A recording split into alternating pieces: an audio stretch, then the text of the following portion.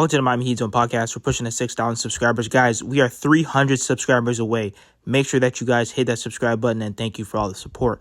So per Windhorse, Kevin Durant is probably going to get traded this summer. He knows it, the Suns know it, and the rest of the NBA knows it. First of all, this whole experiment over there with the Phoenix Suns was an absolute failure. I mean, they have three guys in Devin Booker, Kevin Durant, and Bradley Beal who pretty much all do the same thing offensively. Booker is not known to being a good defender, neither is Kevin Durant or Bradley Beal. You know, you've had a bunch of injuries, bad roster construction. But anyways, when you look at Kevin Durant, obviously he said he wouldn't mind going to the Miami Heat in that trade that should have happened before the deadline for Jimmy Butler. I know that Kevin Durant is a lot older. He's averaging 27 points.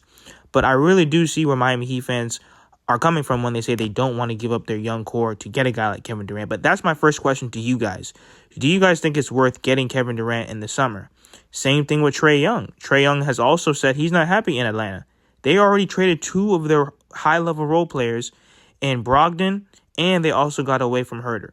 So how on earth are you guys supposed to be successful as a Hawks team if you're trading away key role players next to Trae Young? But let's get into the video. I think that's where we're headed. Of course, lots of things could happen between now and then, so it's not assured. But the Suns are woefully underperforming. They're woefully expensive. And they're really locked into how they can change this roster. They're a second apron team, and the player they really want to trade, Bradley Beal, has a no-trade clause. So, again, you do not need high-level analysis to figure out that you're probably going to have to move Durant. And not only that, he's got 1 year left on his contract. So if you're going to do something, you got to do it now.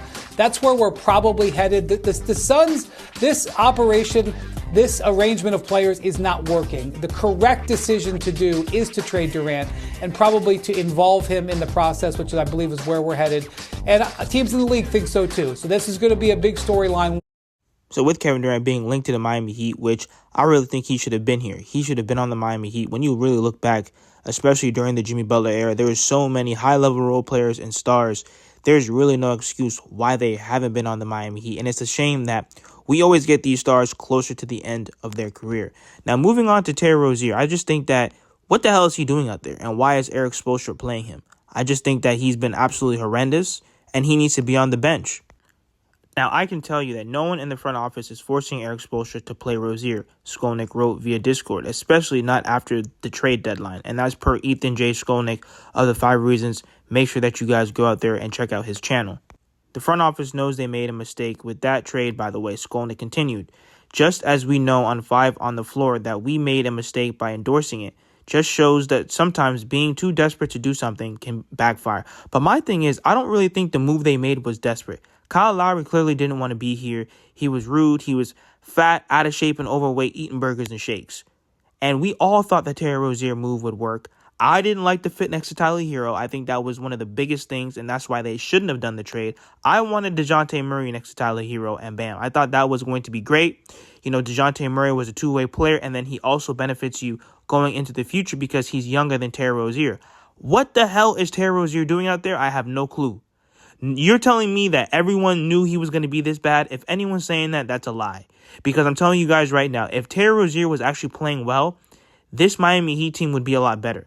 Because we honestly expected Terry Rozier to give you 15, to 18 points a night to really help Jimmy Butler, especially when Jimmy would be out.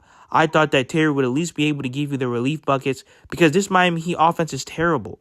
And I just think that most of that is on Spo when it comes to his schemes, his sets, and his plays. That's really where it is. I mean, I know that Eric Spoelstra can't make the shots for the guys. But at the same time, when you have 3 or almost 4 years of stagnant, stale offense, we really have to look at, is it the player's fault, the coach's fault? What is going on? But when it comes to Terry Rozier, he should not be playing at all. He needs to be benched. Okay, and next year they need to move him. But let me know what you guys think in the comments. Make sure that you guys hit that subscribe button, and thank you for all the support.